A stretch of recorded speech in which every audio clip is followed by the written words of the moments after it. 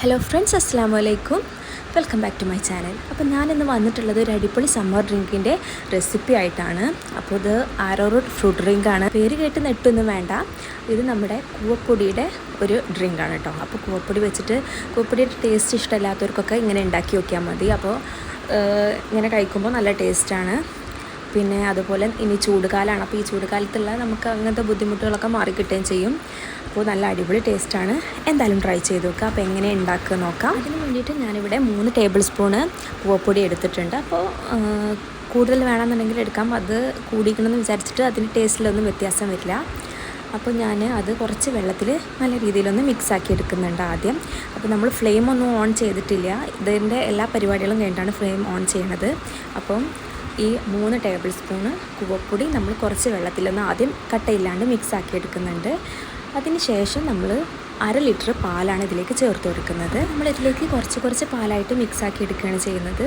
അങ്ങനെ പാല് നമ്മൾ 1/2 ലിറ്റർ ചേർത്ത് കഴിഞ്ഞാൽ ഇനി ഇതിലേക്ക് ഒരു ഫ്ലേവറിന് വേണ്ടിയിട്ട് നമ്മൾ ഒരു 1/4 ടീസ്പൂണ് ഏലക്കാപ്പൊടി ചേർത്ത് കൊടുക്കുന്നുണ്ട്. അതേപോലെ തന്നെ ഒരു 1/2 ടീസ്പൂൺ അളവിൽ വാനില എസൻസും ചേർത്ത് കൊടുക്കുന്നുണ്ട്. ഇതിൽ രണ്ടിലും ഏതെങ്കിലും ഒന്ന് മതി, രണ്ടും വേണമെന്നില്ല. അപ്പോൾ ഞാനിത് രണ്ടും ചേർത്ത് കൊടുക്കുന്നുണ്ട്. കാരണം ഫ്ലേവറിന് വേണ്ടിയിട്ട് അതിൻ്റെ ഏതെങ്കിലും ഒന്ന് മതി. ഏലക്കാപ്പൊടി ഉണ്ടെങ്കിൽ അതോ അല്ലെന്നുണ്ടെങ്കിൽ വാനില എസൻസ് മാത്രം മതി.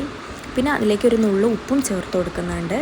ഇനി ഇതെല്ലാം കൂടി നല്ല രീതിയിലൊന്ന് മിക്സ് ആക്കിയെടുക്കണം.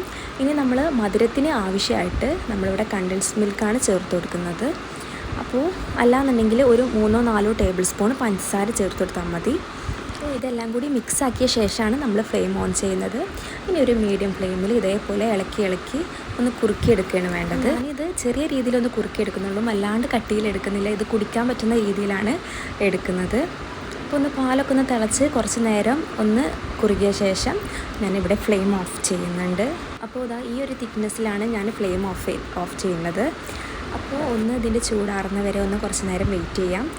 അപ്പോൾ ഇതൊന്ന് തണുക്കുന്ന സമയം കൊണ്ട് നമുക്ക് ഇതിലേക്കുള്ള ഫ്രൂട്ട്സൊക്കെ ചെറുതായിട്ട് കട്ട് ചെയ്തെടുക്കാം.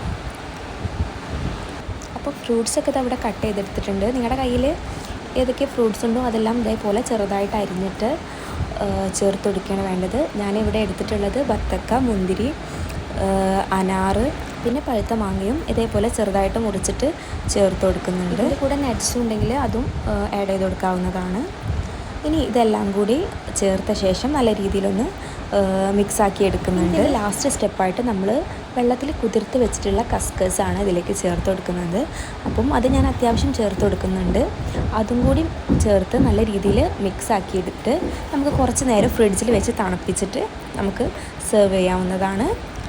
അപ്പോൾ എന്തായാലും ട്രൈ ചെയ്തൊക്കെ നമുക്ക് പെട്ടെന്ന് ഉണ്ടാക്കിയെടുക്കാൻ പറ്റുന്ന നല്ലൊരു ടേസ്റ്റുള്ള ഒരു ഡ്രിങ്കാണ്. അപ്പോൾ ഇൻഷാ അല്ലാഹ് മറ്റൊരു വീഡിയോ ആയിട്ട് കാണാം. അസ്സലാമു അലൈക്കും.